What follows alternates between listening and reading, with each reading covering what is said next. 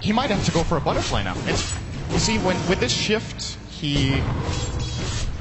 Vici Gaming get a lot of momentum, and they might get 1 or 2 damage items, and then if he goes for an Abyssal, it's great, he can jump an Abyssal a target, but he's gonna disengage so fast that he can't put it to good enough use. So he has to probably get a defensive item here, as both Shadow Fiend and Luna will soon be completing their butterflies as it looks. And having an Abyssal is all great, but you're gonna jump in Abyssal, you're gonna miss a lot of your attacks, and the enemy team in turn is just gonna turn you. They're not gonna miss. Vici's lineup looking incredibly strong now at this point. 34 minutes in. Super. Now working towards his own butterfly. And as we saw, as you said, yeah, evasion now picked up on Luna. It's going to be very, very hard for Na'Vi to fight into, especially with the fact that Vici have got that Aegis ready for the next engagement. We're seeing 4 of the group up on the top lane. He may very well look to try and push this down, look for another tier 2. Dendy at the moment with the point booster picked up. Looks like he's going to be going for what I imagine to be the Octarine. This is going to start on the Luna. Yes, definitely does look like it. I'm not sure if that's the right choice here, to be honest.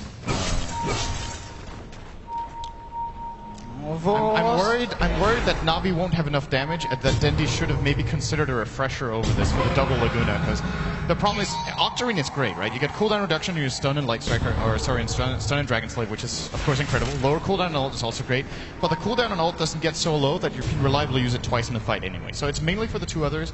The spell lifesteal is also great, but it's just not going to be enough, right? So I don't think this is the path Dendy should be taking right now. We'll see what... Could also be a Bloodstone build-up and going very greedy and aiming for the late game. That is still a possibility here.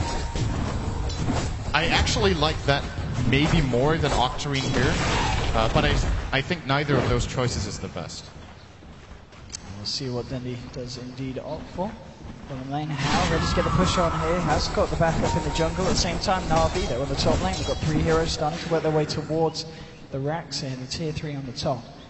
And it's going to be kind of a case of who pulls who back first. Ice and FY already backing up as Super, making movements towards the top lane here as well. Vorst standing, but he's got a lot of money on him, 5.5k gold, so Vorst very much getting to the comfort zone of being able to pick up the next item and have buyback available as well. Straight onto the tier 3. Hasn't got the creep wave up here as of yet. Now we're going to be able to see it go in. Vici, they're going to look to try and block him off here, moving straight up. TP, Arstyle actually cancelling the TP here, wanting to stick around to fight, but Arstyle's going to lose his life here. There's going to be the relocate out to save her Vorst. But poor meanwhile, How is being chased a bit here. His TP got cancelled by the Tusk ult.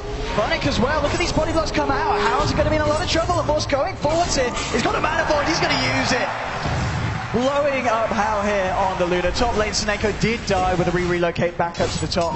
But Vorst finding a kill onto How on the Luna. Pretty big you look stuff. at the overall gold gain, and I think that probably favors Na'Vi overall. That last kill they got is 731 gold for Vorst, and of course putting the Luna on the sidelines for a good minute and almost a minute and a half actually here is very, very important for the farm development of this game. And Vorst, we just mentioned his name, he's got 7,000 gold. I think it's time to go shopping a bit here. I wonder what he's going to get. It could be a full Abyssal, could be Butterfly. I think Heart is not the choice when you have BKB in this particular game. I think it's simply too weak. I mean, it's the great thing about the fact that he's saving up this money. If it's going to be the Abyss or the MKB, it's going to definitely catch Vici Gaming off guard because they can't see what he's building. So we'll see what he does go for. It's going to be the aggressive build with the full Abyssal.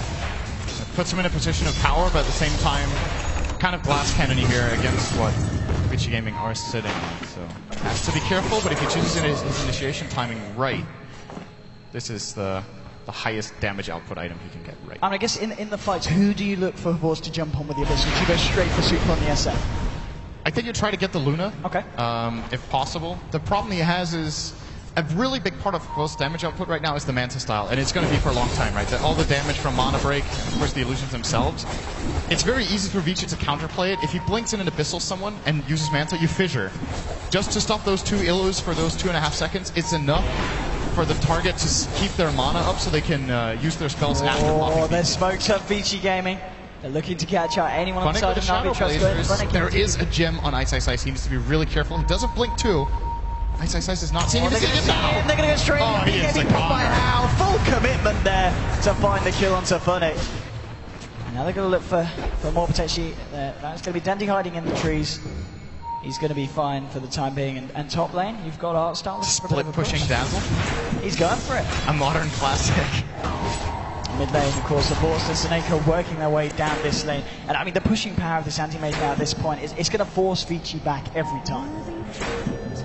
Yeah, this time around they're not going to be able to claim the bot 2-2. Looks like they'll leave Hao here for a bit. That is pretty risky. He doesn't have a TP.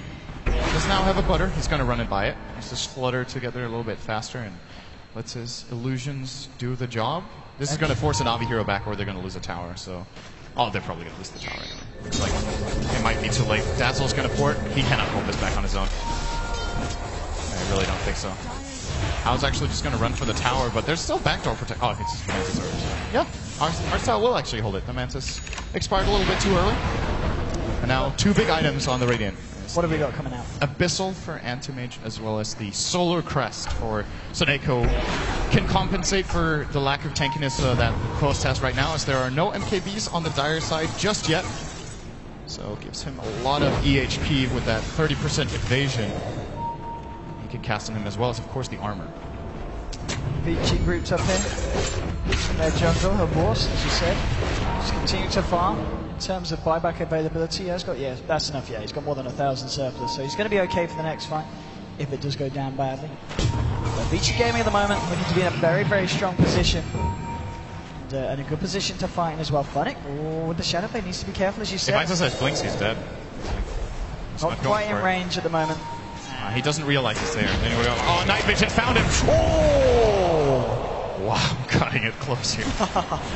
So, okay, here's the problem that I think Navi will be facing and that I was worried about from their draft standpoint. I think the timing window when AM needs to peak and get the job done for them is closing right now.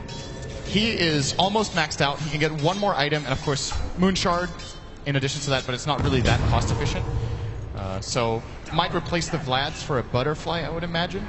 And then he's kind of maxed out. And then they kind of have to get the job done, right? Luna is going to grow a lot, so is Shadowfiend. He still has a slot remaining, can sell his mech and get another slot.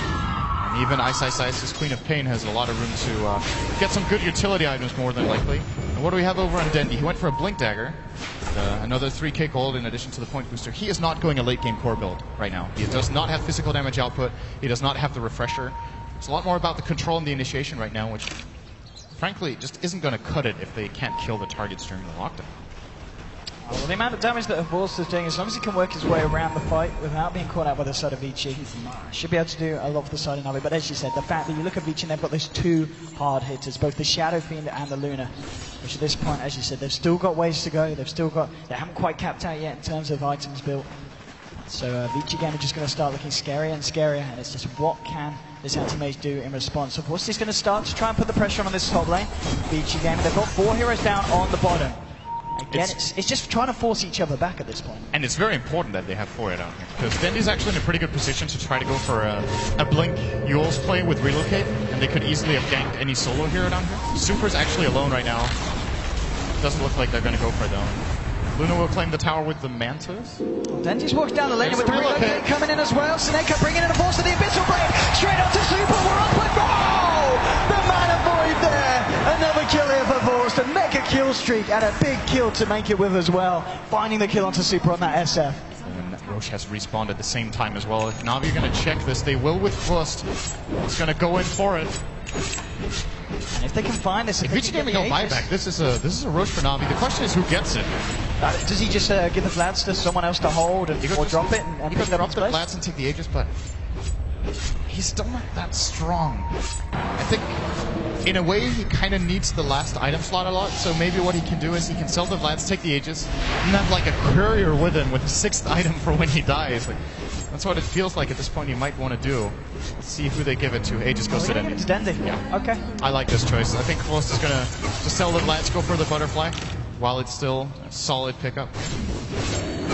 Because what else would he get? He could get MKB, and once again, very glass cannony, but then he can at least bypass the 2 Butterflies on the Dire side. It's a difficult choice. Do you tank up yourself a little bit, or do you really aim to shut down the enemy target? We'll see soon enough. He's got the money.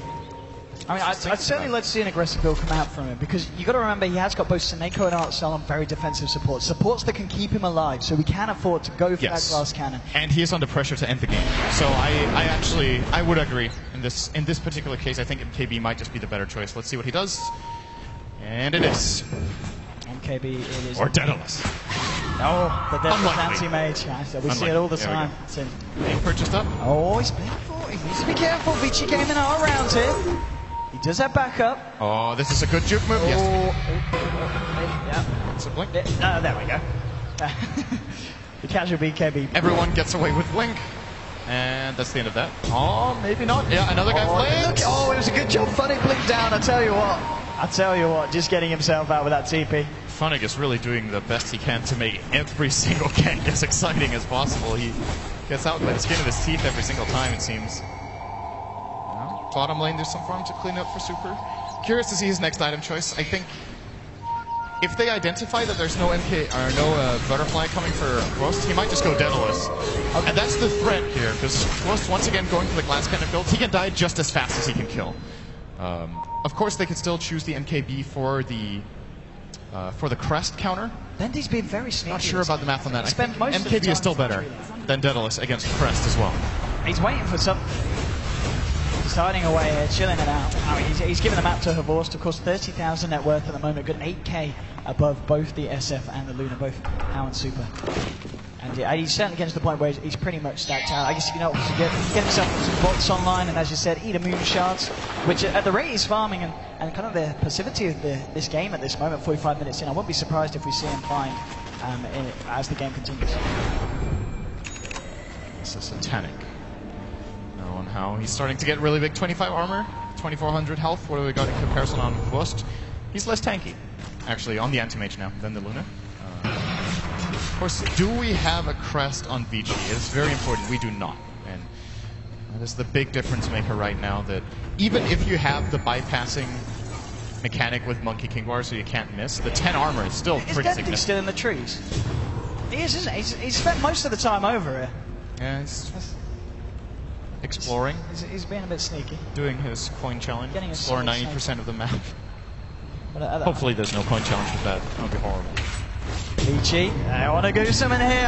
Okay, the fan of Force can afford to get himself out of this one. Echoes have everything. Sonic Wave, can they kill him? Oh, they do! He's down! They finally kill him to a Force. He has got buyback available. Snake can lift the TP out. Will be able to just find himself back to base. But I think a Force is definitely going to have to use it here. 90 seconds off the map. And Vici, they're ready to go for a lot of damage and destruction here into the Radiant base. Heading towards that bottom lane here. As you know, they're just going to head for the game. They're heading for the tier 4s here. Fortification's going to come out here from the side of Navi. Still no buyback yet used on Havorst, on the anti-mage. But the tier 4s are going down incredibly fast. No, but there's your buyback. Okay, Havorst, what can he do now? How's going to get the BKB off, and now they're going to be on the retreat. Out comes the Eclipse. They're not quite chasing it here on Navi. And Vici are just going to back themselves up. So they get a fair bit of damage done to the tier 4, do force out the anti-mage buyback, and get themselves out without losing anyone. They play so aggressively against a team that has the Aegis. This is pretty uncommon. Deadly setting on the Aegis, they still go for the anti-mage gank. With him dead, they still go for the fight in base, believing they can disengage, and 0 cost. They got almost tier 4s, they forced buyback. Paid nothing for it, they go back to farming. This is... Navi are running out of time. I really feel like if this goes on for another 10 minutes, Vici are just going to beat them on stronger late. They have to make a play with this Aegis if they can. But it's expiring in 30 seconds. They haven't used it for anything. And this is certainly an issue for Navi as well. And now they've got this very fragile period of the game where if they lose Havorst again, it's pretty much over. They've got to keep anti-mage alive at all costs. Without that buyback available now, it's going to be a very, very tense part of the game here for Navi.